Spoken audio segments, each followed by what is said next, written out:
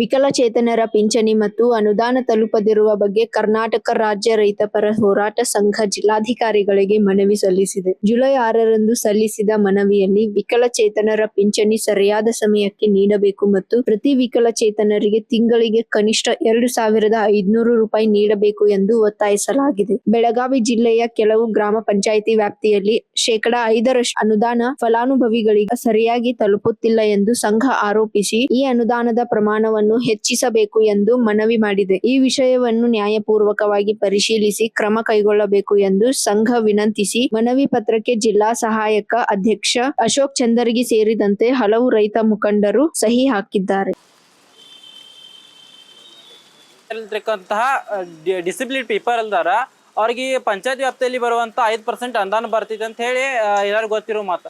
ಆದ್ರೆ ಏನಪ್ಪಾ ಅಂತಂದ್ರೆ ಕೆಲವು ಪಂಚಾಯತ್ ಹೋಗಿ ಡಿಸಬಿಲಿಟಿ ಜನ ಹೋಗಿ ಕೇಳಿದ್ರೆ ಕೂಡ 5% ಅನುದಾನ ಅವ್ರಿಗೆ ಸಿಗೋದಿಲ್ಲ. ಯಾಕಂತಂದ್ರೆ ಒಂದ್ ಮಾತಂತಂದ್ರೆ ಅವ್ರಿಗೆ ಹೋಗಿ ಅಲ್ಲಿ ಕುಂತಾಗ ಯಾರ ರೀತಿ ಅವ್ರಿಗೆ ರೆಸ್ಪೆಕ್ಟೇ ಕೊಡೋದಿಲ್ಲ.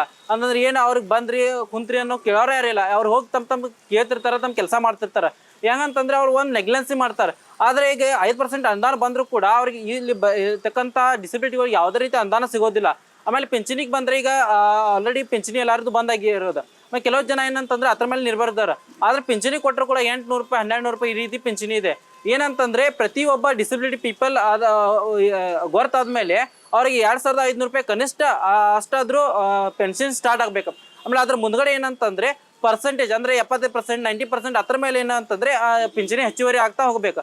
ಆಮೇಲೆ ನಾವು ಏನಂತಾರೆ ಜಿಲ್ಲಾಧಿಕಾರಿಗಳಿಗೆ ಏನಂತಂದ್ರೆ ಒಂದು ಮನವಿ ಏನು ಮಾಡ್ತಾ ಇದ್ದೇವೆ ಅಂತಂದ್ರೆ ಇದನ್ನ ಸರಿಯಾಗಿ ಪರಿಶೀಲನೆ ಮಾಡಿ ಪ್ರತಿ ಪಂಚಾಯತಿಯಲ್ಲಿ ಪರಿಶೀಲನೆ ಮಾಡಿ ಅವ್ರಿಗೆ ಏನು ಡಿಸಬಿಲಿಟಿ ಪೀಪಲ್ದವ್ರಿಗೆ ಏನು ಅವ್ರ ಹಕ್ಕಿನ ಏನು ಅನುದಾನ ಬರ್ತಿತ್ತಲ್ಲ ಅವ್ರ ಹಕ್ಕಿನ ಅನುದಾನ ಅವ್ರಿಗೆ ಸಿಗುವಂತೆ ಕಠಿಣ ಕ್ರಮ ಕೈಗೊಳ್ಬೇಕಂತ ಹೇಳಿ ನಮ್ಮ ಜಿಲ್ಲಾಧಿಕಾರಿಯಾಗ ಮನವಿ ಮಾಡ್ತಾ ಇದ್ದೇವೆ. ಈಗ ರೆಗ್ಯುಲರ್ ಪಿಂಚಣಿ ಬರತ್ತಿಲ್ರಿ ಯಾರಿಗೂ. ಈಗ ಕನಿಷ್ಠ 3 ತಿಂಗಳಾಯ್ತು, 3-4 ತಿಂಗಳು. ಹೌದೌದು, ಇಲ್ಲ ಬರತ್ತಿಲ್ಲ. ಈಗ ಹೆಂಗಂತಂದ್ರೆ ಅದೇ ಇರ್ತದೆ, ಪಿಂಚಣಿನೂ ಬಂದ್ ಮಾಡಿದ್ದಾರೆ. ಈಗ ಅವ್ರ ಹೆಂಗಂತಂದ್ರೆ ಮನೆಯೊಳಗೂ ಅಷ್ಟು ಅನುಕೂಲ ಇರೋದಿಲ್ಲ.